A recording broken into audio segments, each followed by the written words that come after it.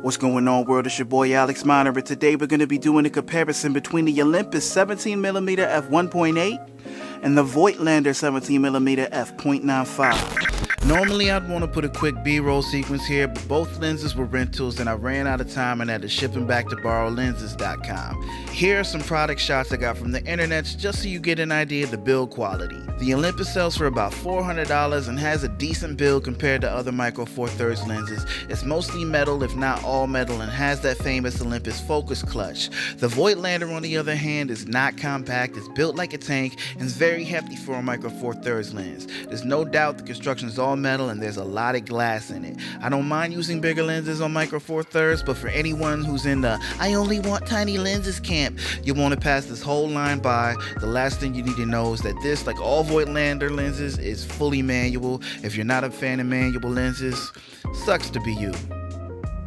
For comparing and testing these lenses, there's three things that really matter to me. What's the minimum focus distance, what does the bokeh look like, and how good is the low light performance? And while we're looking at all these things, we'll also see how sharp the lens is. Now, on to the show.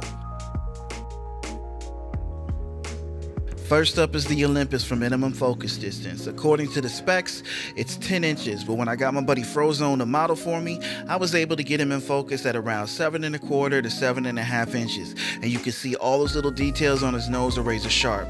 Props to Olympus for over-delivering.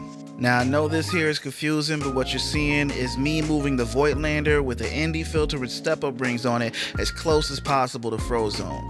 The aperture was somewhere between 0.95 and 1.4, so the plane of focus was super thin and it was hard to maintain focus because I got shaky hands. That being said, my ND filter was right up against the front of his face, and that was 1 inch away from the front of the lens. Mind blown. Next is bokeh. Bokeh can be such a sensitive subject, and it's really all about your personal taste, so I can't definitively test for it, but I can give you some good examples and let you judge for yourself. I think the bokeh on both these lenses is really good. Obviously the Voigtlander is going to give you more blur at 0.95 and 1.4, but it actually looks to me like the Olympus is slightly more blurry at 1.8. And I guess that makes sense because the Olympus is wide open at 1.8 and the Voigtlander is significantly stopped down at that aperture. But I guess part of me expected the Voigtlander to still be noticeably more blurry. That being said, I still think it has better subject separation from the background, and another thing that surprised me was, when comparing the footage, how differently the two lenses handle color. The Olympus is noticeably warmer while the Voigtlander is a bit cooler and feels cleaner to me. And while we're talking about how the lenses make us feel, the Olympus has more of a modern, sterile vibe to it, more documentary, more just flat sort of image to it, even though you've got that nice bokeh. The Voigtlander gives me more of a vintage vibe. The subjects appear just a little bit more three-dimensional. I don't really know how to explain it, but that's just what I'm getting from what I'm seeing.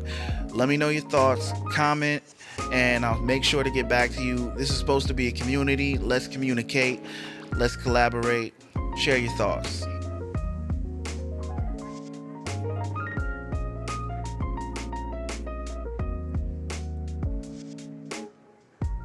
And all this has been nice, but let's get to what you really came here to see.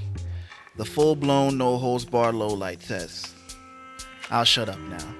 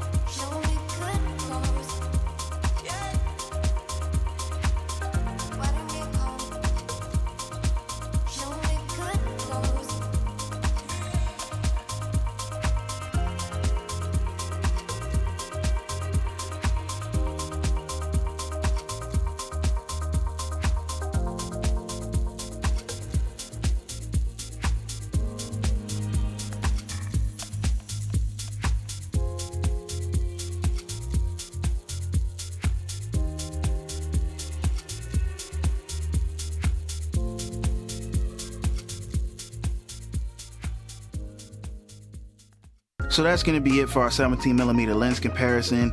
Me personally, even though I really prefer the look, the low light performance, the subject separation that you get from the Voigtlander, because of the size, weight, cost, and ease of use, I'm probably going to go for the Olympus more times than not. And that's because the majority of the type of work that I'm doing video wise is more documentary, interviews, YouTube, and ease of use is a really big thing. Now, I'm not saying the Voigtlander is hard to use, it just takes a little bit more time and thought than the Olympus does. So that's probably what I'm going to reach for. Now, if I'm doing a project that's going to move a little bit slower, doing a narrative, a short film, maybe some webisodes, something like that, I'm probably going to reach for the Voigtlander just because of all those things I said right at the beginning. But let me know your thoughts. Put it all down in the comments. Like, comment, smash that subscribe button. Oh, and there's still time for the 600 subscriber contest, the giveaway. If you haven't heard about that or you haven't done it yet, what are you waiting for? I'll leave a link up. I think it's this side. I'm always misremembering which side it is, but I'm gonna leave a link in the video and in the description to my last video, which was the 600 subscriber contest. If you haven't signed up for that, make sure you go do that. It's real easy. All you got to do is go to that video, like the video, leave a comment telling me what kind of content you want to see in the future on this channel, and then click the link for the Gleam.io contest page and do all the things you're supposed to do there. It's only a couple of things, so it's real easy. But somebody's gonna win a $60 gift card to Amazon, and why not you? So that's it from me. Until next time, it's your boy Alex Miner. Peace.